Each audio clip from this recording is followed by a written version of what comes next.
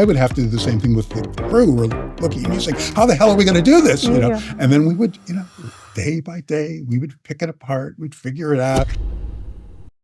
Welcome to NCIS Partners Probies. I'm Diona Reasonover. I can vouch for her. She is Diona Reasonover. I'm Brian Dietzen. And I play Casey Hines on NCIS. I play Jimmy Palmer, and you are about to take part in a little adventure we call NCIS Partners Probies, where we examine what makes NCIS the worldwide phenomenon that it is. In this episode, we are going to be talking with Mr. Mark Horowitz. Executive producer of NCIS, director. He was on JAG. He's been on Doogie Howser. He's done over 450 episodes of NCIS, so he's like a walking history book. 454. I actually know because I just read it on this card. She counted earlier. She didn't read it on a card. This is what she does in her spare time. On this episode, we are going to be examining why does NCIS have these wonderful orange walls? What's the origin story there? We're going to be getting into some of the early days of NCIS. What's it like to act in front of these orange walls? What's it like to direct in front of these orange walls? And what's it like to work with actors who want to actually write for the show? How do you handle that as a producer? So you're going to want to stick around. We're going to have a lot of fun with this. And if there's one person to ask any question about NCIS, it's Mark Horowitz. Stay tuned. We'll be right back.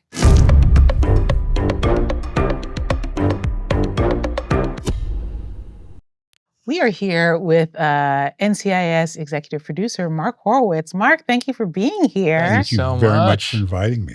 So over, 450 episodes of NCIS. Prior to that, how many episodes of JAG? I was on JAG for another 7 years. Wow. So that's dozens of shows. That would be dozens of shows. Okay, listener, we're talking hundreds of episodes. And prior to that, then I worked for 20 years before that. So yeah, lots Doogie of Howser was up yeah, there, right? Spencer for Hire. Spencer for Hire was up there. And you kind of fell in with a Don Bellisario crowd at some point.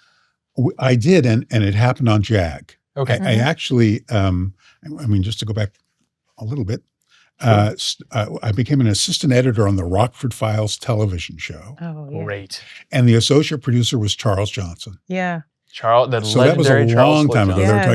They were talking about the mid-70s, late 70s. And we've been friends and have been working together on and off ever since, 45 years. Mm-hmm. So, we both went off and did different things at times, but we were, certainly in contact. And then when he took over on JAG, the second season of JAG, it's moved to CBS, he called and said, would you please come play with me? That's great. And I said, awesome. Okay. No, wait, hold on. I have to back up because I just realized that we know what an executive producer does, but everybody doesn't. So what exactly does an executive or an associate producer do? What's the difference, first off? Executive producers, well, I like to say that my primary responsibility is to basically convince people to do things they don't really want to do. Would you say that's accurate? You would know more than... I would concur with that. Wait, can I do an impression? Please do. Ring, ring, ring. Yeah. Who's it? Hello, Mr. Dietzen. Oh, hi, Mark. Yeah. I love those calls. We're gonna need you to come in today. Yeah, we're. Okay, sure. Yeah, it was my day off, but yeah, I'll be there. Absolutely, sir. Yes. So, and in your capacity as an executive producer, you are not writing scripts so much as organizing absolutely every other facet of this show, including the tone and the story as well. It was a wonderful place to come and work, and I was allowed to kind of, make the job whatever I wanted to kind of make it. I could be as involved in it as I wanted to be, or as uninvolved in it as I wanted to be in terms of all the details. But I love, getting my hands dirty, and I love,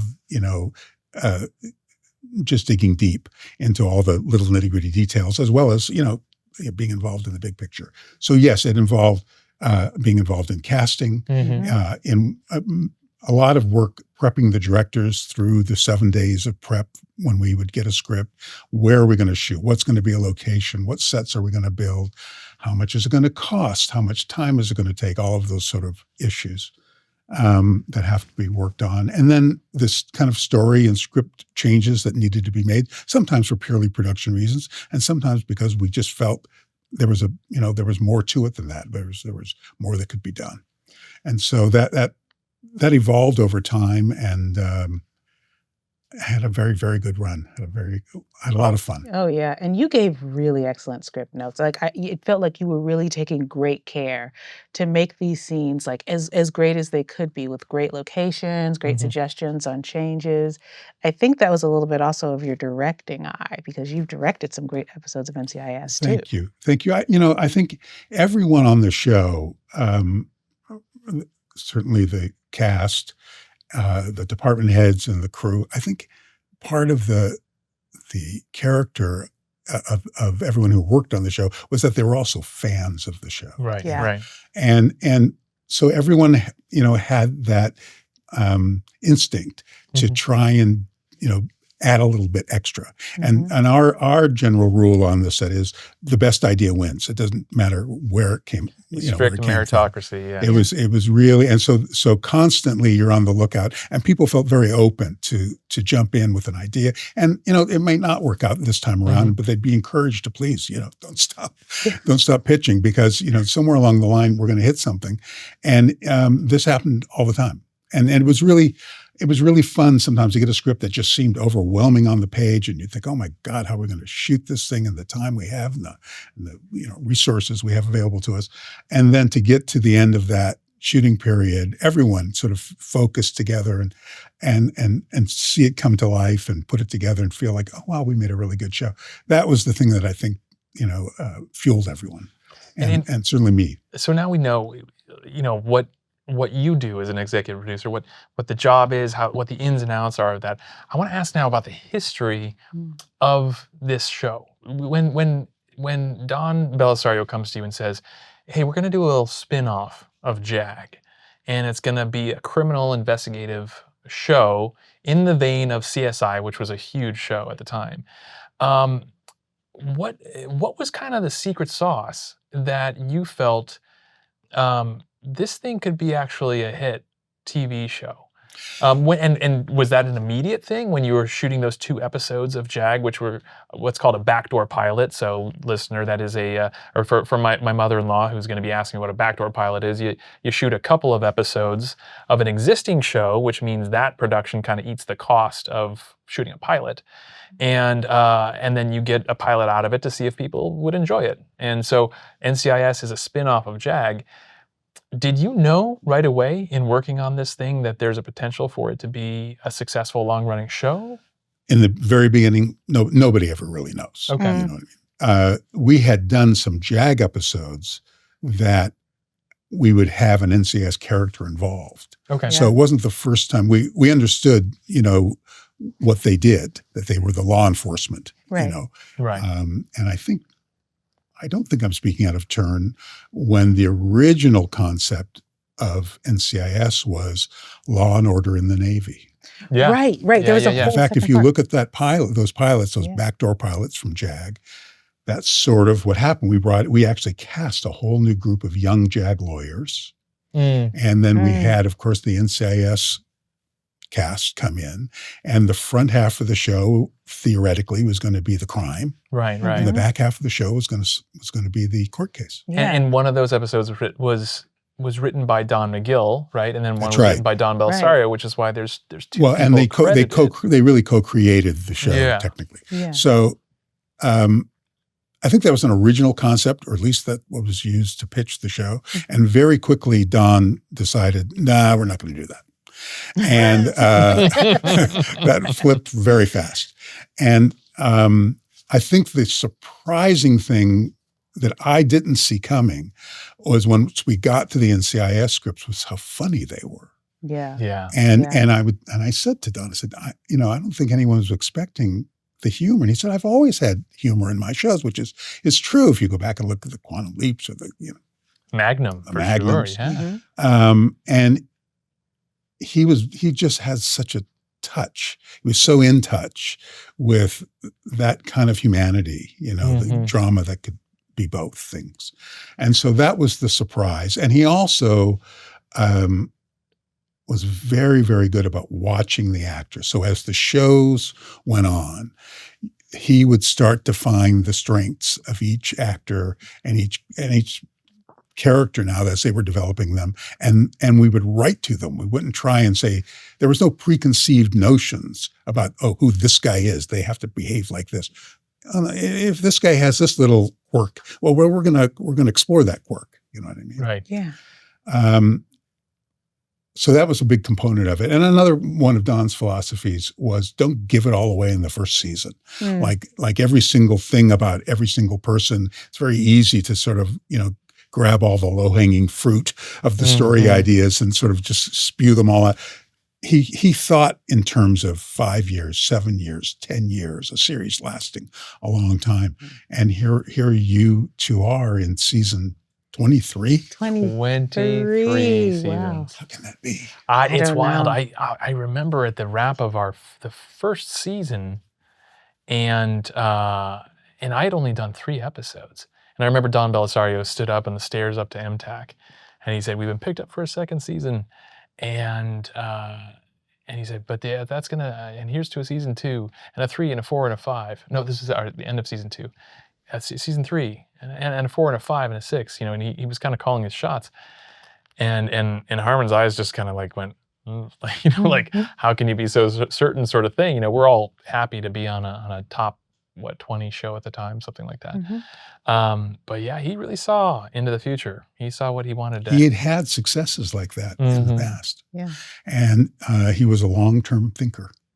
And it's very, very rare. And I give CBS equal credit in as much as that show went on Tuesdays, at 8 o'clock, and it just stayed right where it was. Yeah. And they didn't fuss with it. They didn't move it around. They didn't make a lot of extraneous changes. They just let it be, let it find itself, because it takes time for a show to find itself. Right. Right. And let it find its audience. And what was it really?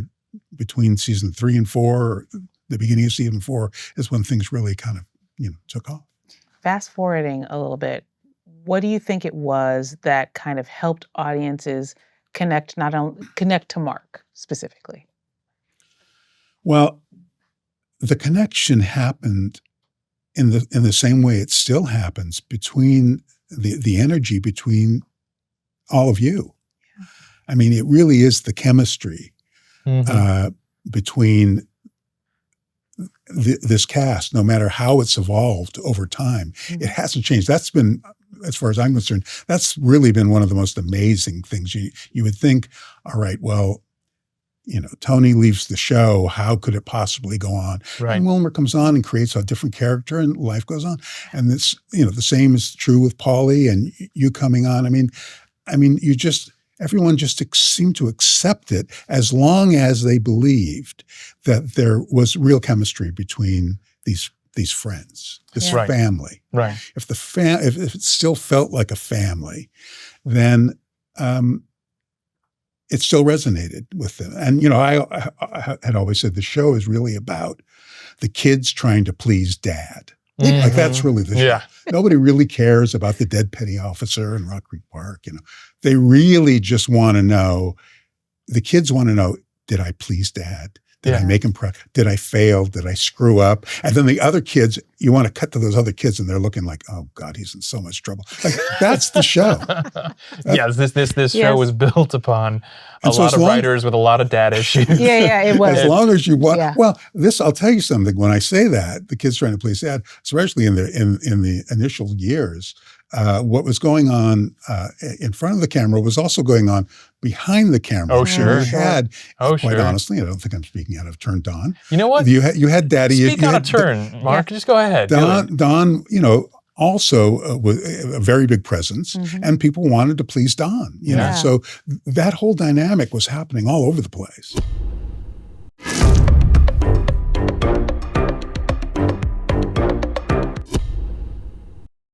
You had mentioned earlier that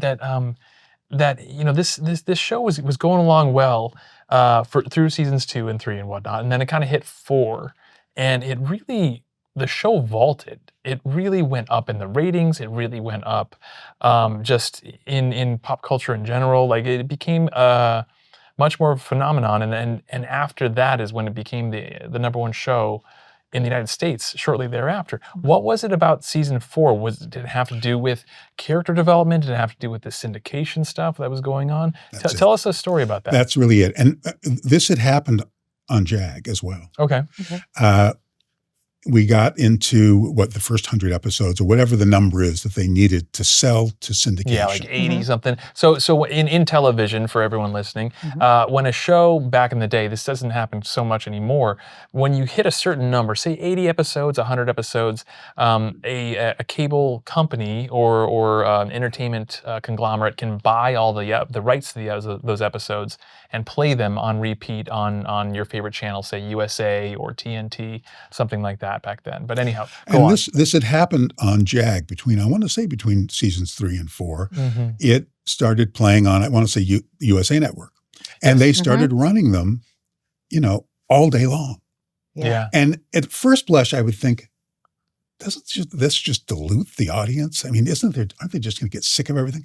But that's not the way it works. They're two separate audiences. Oh. And so the same thing happened on NCIS. People would start watching these marathons. They hadn't seen the show on network. They're cable watchers. Yeah. They could watch 10 episodes in a row. And now by the end of the summer, they've caught up. Yeah. And they don't feel like they're out of the loop. They could go, oh, gee, Tuesday nights at 8 o'clock, I could watch the latest version of this. Yeah. And suddenly we had this whole influx of new viewers watching. So that was a miracle. That was just a wonderful, wonderful way to celebrate the show, to have the show be seen by so many people. And with streaming, I don't think that happens. No, I don't think so. Yeah. I was just, as you were telling me that, I was thinking how much things have changed, obviously. They've changed with syndication and they've changed with streaming and, not same day viewing. But I was also thinking about, oh my gosh, you were on the show for so long. You saw us through so many changes that people don't know about. Not just like cast changes, but I mean, you saw us through the writer's strike, both writer's strikes, actually. COVID, you are a fearless leader. You really got us off the ground when I didn't know if we were going to be able to shoot. How did you navigate such big changes and still keep a cool head? Like I said, we were so fortunate to have a group of people making the show. And I include, every member of the cast as, the integral ingredient, the real reason for its success, in addition to the writing. But we had a group of people that had worked together for so long. I mean, many people, 20 or 30 of us came from JAG. Yeah. And then we supplemented, crew members from there. So people have been working together for 10 years, 20, 27 years by the time that I had left. You develop a little shorthand, You develop a little, I think we're going to do one of these and one of these, okay. You didn't have to talk about a lot of stuff. Everybody kind of knew how it worked. And we, as I said, we came up with a system that was inclined to succeed. Right. Yeah. Right. And it had to do with, and this wasn't some thought out plan that I came up with. This just happened. It had to do with built-in redundancies. And that had to do with the fact that people cared about each other. Yeah. And so when something went awry, as it often does, best laid plans, there was no finger pointing or, oh my God, other people just came in and helped fix the problem. Or if they saw the train was about to go off the track, they wouldn't come to me. They would just go to their buddy, and they would take care of it. Yeah, like that's sort of and how it's done. And you asked about COVID, and I thought it was a miracle, quite frankly, that we were able to sort of keep shooting and filming, and we had to change everything that we did. Yeah. The whole television making process is about bringing people together, and now we suddenly had to do this, but separate everyone. That was the trick.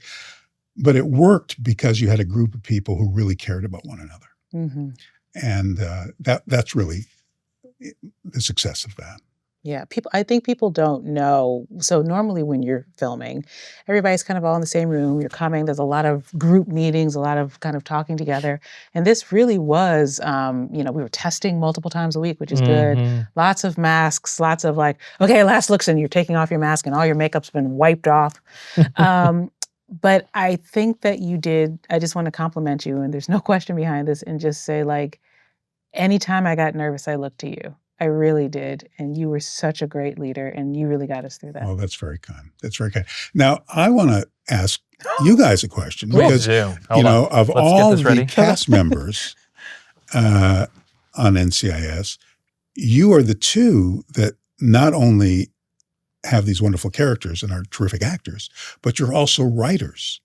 And you have written episodes of NCIS, which, on a lot of shows, well, maybe somebody directs an episode or two, but there's not too many shows I know where the actors also write. Yeah. So would you guys like to talk a little bit about that? I think people would be very interested. Well, we could start with you because you Let me say something real quick. Remember how I said he's a fearless leader? You see how he has led this conversation? He's like, turn you want to the podcast tables. me? I'm going to I'll podcast you. but it's a good story. Oh, how the turntables. Only if then after you will talk about your experience of executive producing and directing. And directing Sure. simultaneously. Oh, yeah. Yes. Yeah, I can do that. Yes, for us, for writing, I remember this came up for me,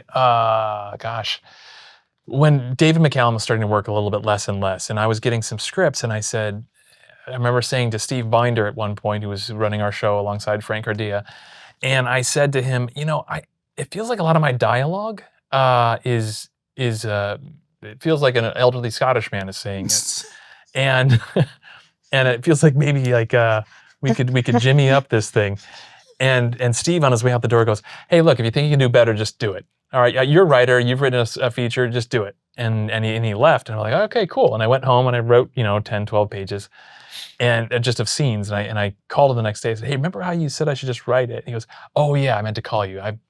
I was kind of short with you. I didn't mean to be an asshole, but I just, my apologies. I said, no, I wrote some pages for you. And so I sent him over to him, and he goes, oh, do you want to write an episode? Yeah, it's pretty good. And I said, yeah, sure, I will. So I co-wrote a few episodes with, I think three episodes with Scott Williams. What was the first episode? The first episode was the two of us, called The Helpers. Yes, The Helpers. No, you Yeah. also had some great ideas on the ledge one, didn't you? That's what I thought it was. Yeah, I mean, I put it. I had a lot of input on that one. I didn't sit down at the. That was a pretty great show. That was a good one. Directed Yeah, that was by called Keep Going in Terrence season O'Hara, 14. God bless him. Oh, Terrence Yes, O'Hara. that was a wonderful episode. So I got to actually officially co-write three scripts. Then I just did one with Jesse Stern as well. He returned for one this season. And it's wonderful to do. And I got to say, one of the reasons that either of us can write anything on the show is because we're not working 8 days. It takes us 8 days to shoot an episode. We're not working 8 days. We're working not. 3 days or sometimes 4, something like that. Mhm. And it enables us to do that. You don't have such Well, it a gives you luxury. the time. Yeah. Yeah. You're a little But busy. you have to also have the talent. And what was very interesting about both of you, and Turkey Trot, I want to say, was your Yes. first But episode. and that was my first time getting to work to see you in your EP giving notes glory, because you had some great ideas that really, for me, turned the script around, and that really made it a lot better. So I was really happy about that. Well, you're both very talented. I mean, and it was interesting when the word went out that both of you, were going to be writing on the show.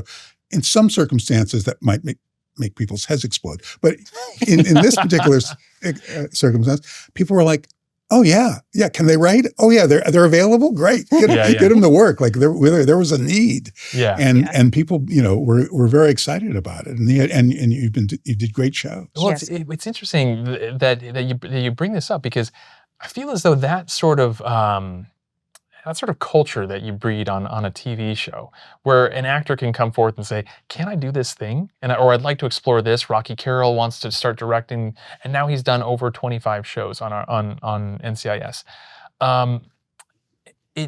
That starts from the top, of enabling your cast, your crew to move up through the ranks. Now, granted, it may be a little difficult on our show because no one wants to leave, so you don't see a lot of people It's like moving up Brigadoon. through different. It's the place it's the land that time forgot. There. Yeah. But the ability to have an executive producer say, "Yeah, why don't you try that out? Let's see what happens." That's not a common thing right now, especially in the land of I want to do everything. It's a special group of people. Yeah. I mean, it really is a special group of people and a very special atmosphere to work in. And you feel it on the screen. Yeah. The audience feels it, that there's real chemistry. There's a genuine attachment. People are it looks like they're having a good time. Well, they are. Yeah. They're having a really good time. Yeah. And I always I love to draw the musical metaphor that working with the actors on NCIS is sort of like working with really great jazz musicians. Yeah, they can read the notes on the page, but what they really can do is riff with one another and find some moment in these scenes that wasn't obvious, that no one had really thought about. Yeah. And those were the moments that certainly as a director and also as a producer, that's what I live for. Like when when I'd be surprised by something like that some little nugget of something that would be found just because the actors were in it. That's a really special circumstance. And this reminds me of the way that you direct, because you really did let us play and it was beautiful. And I'm just curious how with a big episode like which that's the one where Ziva comes back and Bishop is having this big sort of crisis, when you have so many stunts because, she has that big dive in the water, there's the shootout that happens. Beautiful. How are you still able to allow for those beautiful jazz moments when you have so many big set pieces? Well, certain things you have to kind of focus in on and kind of do. Yeah. Certainly when you're working around water, kids, those are things you have to focus on. But this was a script, written by Gina Monreal, and from the first day it came out, it just rocked. I mean, it had everything in it. And when that happens, when the script comes out, and all the emotions are true, all the motivations are true, everybody feels it. The cast feels it. All the department heads get it. Everybody just gets on board. And so it just makes the rest of it, it gives you time and a space to sort of, okay, this is all going to work. And let's see what else might come out of this, And Gina was very open to that kind of thing as well. You thought something was going to go a certain way, but it didn't really go. They went this way instead. Well, that's damn good. Let's just let's go with that and see what happens. And the bigger pieces, like, technical things, people working in and out of water and stuff, those you had to storyboard out and be a little more specific about. Oh, I'm so when you look back on your tenure on NCIS, we talked over a couple really cool moments and episodes. What's something that stands out to you that you just say, look, whether I was a producer on this show or I'm just a fan of it, like I'm really moved by this moment or this episode or this era even of NCIS. Like, is there something that to you can point to and say that kind of unlocks why people like this show? Because it affects me personally. I would say on our more successful shows, and we did this the great majority of time. The last 5 minutes of the show. Yeah. Mm-hmm. If you can leave an emotional memory with that audience in those final scenes, if you can make everybody just like right now, I'm just getting them. Yes. Just thinking about it. Yeah. Some little, and it works because you haven't worked towards a result. It came from the inside out. And the audience was with that the whole time. They're right there with you. They're right in the room with you. Or you're right in the room with them. Oh. And when you can get to the ending and they feel the love between the characters and something really emotional happens and you leave them with that, even if they can't remember a week from now, what that scene was even about or what the dialogue was about. They have that emotional memory locked in. That's what I think brings people back to the show every week. And it really is, like you just said, like that last 45 seconds, minute 45 seconds, something like that, that has saved many a, good show, like good episode, but then all of a sudden it is remembered as something much more because it remembers to come back to say, why are we even doing this thing? Yeah. It's about human connection. That's why we're doing it. Exactly. And if we leave it on that note, that's the flavor people are left with. And that's really, I think you're hitting on it. That's what NCIS is for sure. All right, here's a fun fact. Yeah. Oh, please. I see they've built this beautiful set for your podcast. I thought I was going to be joining on Zoom with headphones or something. Here I am. I'm in the squad room in the correct colors. And compliments to the art directors here who put this all together. And there's a little history behind how we ended up with the set. Yes. Where did this come from? And because I've heard a lot of complaints, over there's people get sick of it. Do I have to work in this orange room anymore? The big orange room. Which I think gives our show a certain distinction because there's no other show that, when you're clicking through, when you see that orange wall, you know what show you're watching. Don was looking for, a space. And in his mind originally, that squad room was a small space. It was not a large space. It was a small kind of techie kind of thing. And we went out and looked at some various locations. This is for the spin-off pilot. We hadn't built a set yet. And we went to, it was the old Epson building in El Segundo. And it looked a lot like our squad room. It actually had a big pyramid ceiling that was translucent. And the light came down and kind of focused on the center of the room, and the walls around it kind of fell off. So even from a lighting standpoint, it had that feeling, and it was this color. And that's where we shot the scenes for the spin-off episodes. If you watch those last two JAG episodes, you'll see that set. And then when the show was sold, we had to build something that ended up looking a lot like that. So and we did. And that is why these particular colors were chosen for that. This particular shade of orange really just kind of gets in your craw and you can't forget it. And I will tell you how I know that is I accidentally, and I won't talk about myself too much, I accidentally painted my living room this color.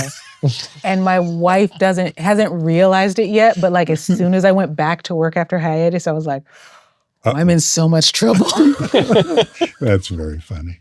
That's fantastic. How do you accidentally paint it was in your? It was subconscious. It's that emotional memory you're talking about. Yeah. Oh, okay. Well, that's a good one because it means you don't mind bringing your work. I bring my work home. That's true. Should we do a Probie question? Yes. Let's do a Probie question. These are Probies. These are members of the NCIS fan base, which are all the Probies of the show. God bless every one of them. Exactly. Let me see. We also, I just have to say, we do have the greatest fans in the world. We really do. Mark, this is why we have a podcast. Yes. Whether it's somebody's aunt or grandmother or on a college campus. It never stops. It's unbelievable. Yeah. About this directing, Yes. What was your favorite? This is Logan. He's asking, I don't know if Logan's a he or she, but they are asking your favorite episode that you've directed. Oh, gee.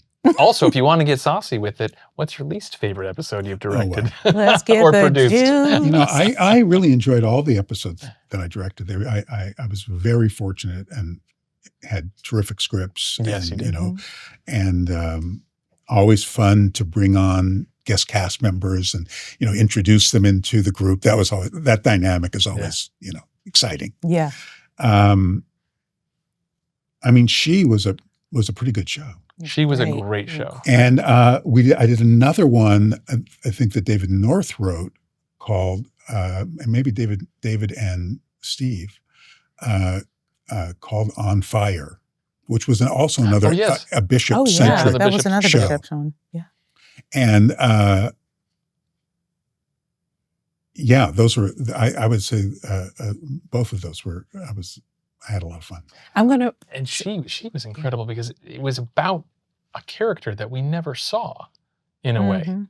I mean, Emily Wickersham was Emily incredible within came the show. into that thing, So good. and I think I was telling you this on the phone the other day. She locked in on both those shows. Yeah. And I remember, I think especially I was just thinking about the scene that we did in a hallway of a hospital, and we did a rehearsal and we just rolled and it was great. And I remember going through and just saying, okay, wherever you are, whatever you're doing, just do that. That's all. I have no other, let me just get out of your way. You know exactly what's going on. And you know, that's really fun too, when somebody's just got, or if you want to do more, do more. Yeah. You know, Yeah. whatever you, that was a lot of fun. I want to redirect this least favorite to direct. Is there anything that either producing or directing, you got the script, you read it, and you went, I have no idea how we're going to make that happen. What? Is there anything that just kind of made your This mind happened twist? absolutely every single week. Every Fair. single week. Fair. And, you know, there was a period of time when Gary Glassberg was producing the show. Mhm. Our dear friend who's passed away, Mhm. who took over as executive producer. And, you know, part of my job in my position was to really help the person who's the showrunner of the show, Yeah. whether it was Don or whether it was Gary or Shane Brennan or Steve Mm-hmm. or George and Frank, because it's a tough job. Yeah. That showrunning position is just impossible. So part of my job was just make their life a little bit easier, as easy as possible. But there were times that these scripts would come out, and I'd be on the phone on the drive up, of course, with Gary saying, how are we, I would have to go through my little, you know, sort of vomit to get all that, like, how are we going to do this? But I had to always go through it. And Gary was very, very sweet. He would just take it. And then by the end of a call, I'd say, all right, we'll figure out something. and then that's usually where it started. Yeah, and then yeah. I would have to do this. I would have to do the same thing with the crew who were looking at me saying, how the hell are we going to do this? You know? Yeah. And then we would, you know, day by day, we would pick it apart. We'd figure it out. Maybe we'd make it a little simpler, or maybe we'd, you know, find another angle. Like I said, when we'd get to the end of that, and it worked, Yeah. then you sort of felt like you'd accomplished, you know, something. So it was always sort of, those difficult things turned into satisfaction at the end. Well, so speaking of, you were there since the very, very beginning, since the JAG spinoffs on NCIS. How has producing the show changed between the first days of say the JAG episodes up until the end of your tenure there? I mean, the entertainment industry in general has changed just immensely. How we view the numbers, how people even view our television show is changing, seems daily. The process of actually making the show, was that processed, altered quite a bit over the course of, say, 18 years? I would say it was harder in the beginning, as it often is on a new show. You know, it's like I said, it needs time to find itself, and that takes experimentation, and that takes people time. And you know, and Don was involved. The bar was set very, very high, and so there was a lot of work to do. You know, we worked a lot of hours, and the show was shot as a counterpoint to JAG. NCIS, from a design standpoint, JAG was very sort of fluid, like a 1930s, you know, or 40s movie, shot very classically. He didn't want NCIS to look like that. So we shot NCIS almost like a rock video, with 3 cameras all the time, you know, crossing the line and people looking in different angles, and lots of fast cutting, 70-page scripts in the first 3 years on a 42-minute or 43-minute show. So, you know, and Don's technique was he would rehearse with the actors, and when he was directing, and they would do the scene, he'd say, okay, that was great. Now do it twice as fast. And because he would try and get as much as he could into, you know, each episode. So they really move. If you look at those first 3 years, oh my God, they're just rocking. So that started to sort of calm down a little bit, you know, as we got into seasons 4 and 5 and 6. And then we kind of found a groove, Mhm. There was still, some shows that were harder than other shows. But as I said, our little world up there, I always felt it was akin to, living in Brigadoon. We were sort of left out in the Tules, in the northeast part of Southern California.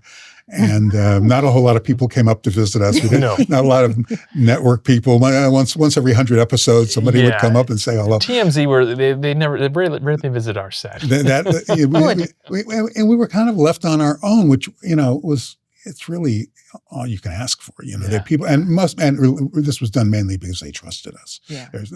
I'm being facetious. We became the show at CBS that they didn't have to worry about. Yeah. Yeah. And that was our goal.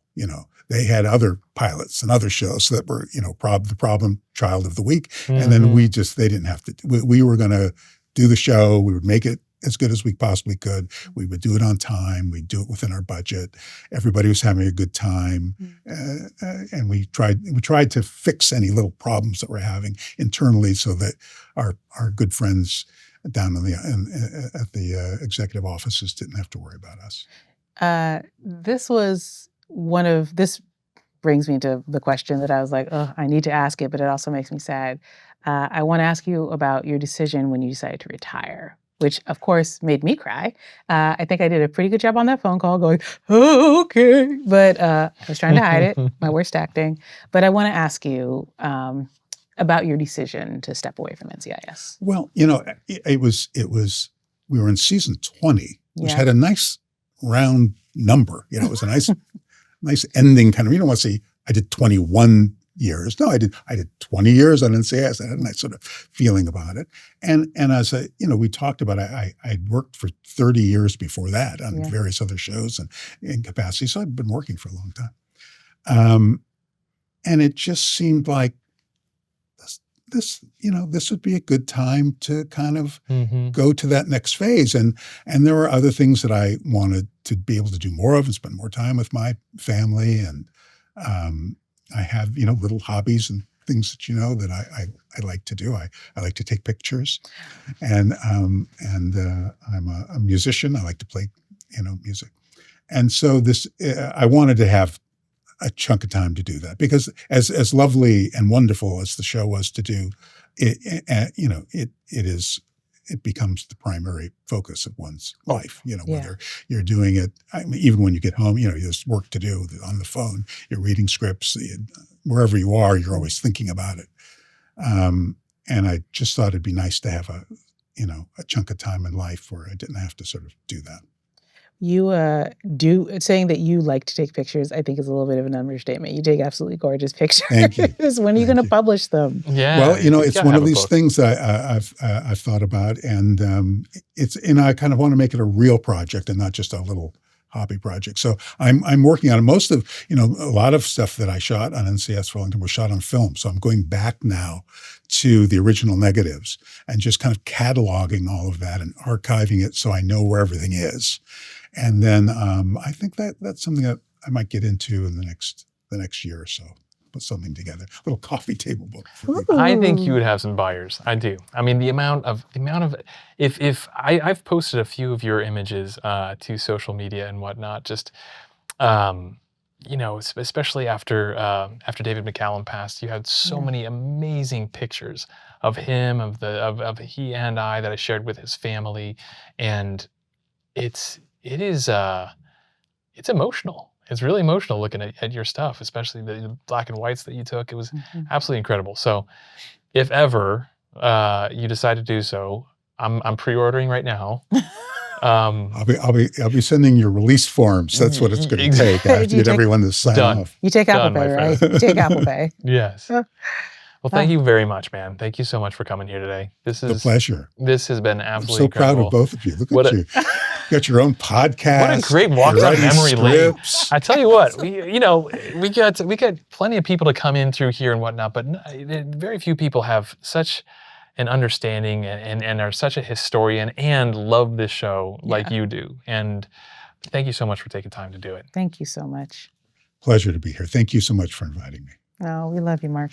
Thank you so much to Mark Horowitz, friend of the show, also a wonderful EP, director of NCIS. And a wonderful photographer. We're definitely going to have him come back and do a bunch of our key art and make sure that Partners and Probies looks absolutely incredible. Thank you so much for listening, and please listen to all future episodes of NCIS Partners and Probies wherever you get your podcasts, including YouTube. Follow and listen to NCIS Partners and Probies on the free Odyssey app or wherever you get your podcasts.